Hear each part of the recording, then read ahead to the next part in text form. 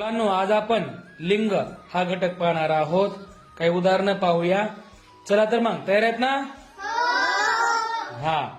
देव, देवी, वडील, आई, बाहू, बहीण, कोकिळ, कोकिळा, बैल, गाय, सासरा, सासू, कुत्रा, कुत्री, पाटील, पाटलीन, चिमणा, चिमणी, कोळी, कोळी,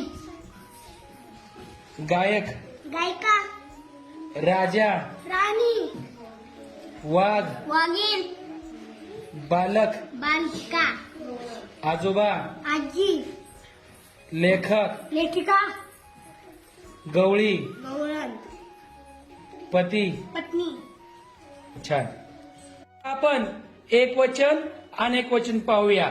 आंबा, आंबे, मासा, मासे, घोडा, घोडे, मळा, मळे, कुत्रा, कुत्रे, कावळा, कावळे, कोल्हा, कोल्हे, रस्ता, रस्ते, ससा, ससे, बगळा, बगळे, बगळे, वाडा, वाडे, फळा, फळे, तार, तारा, नदी, नद्या, बहीण, बहिणी, धार. धारा.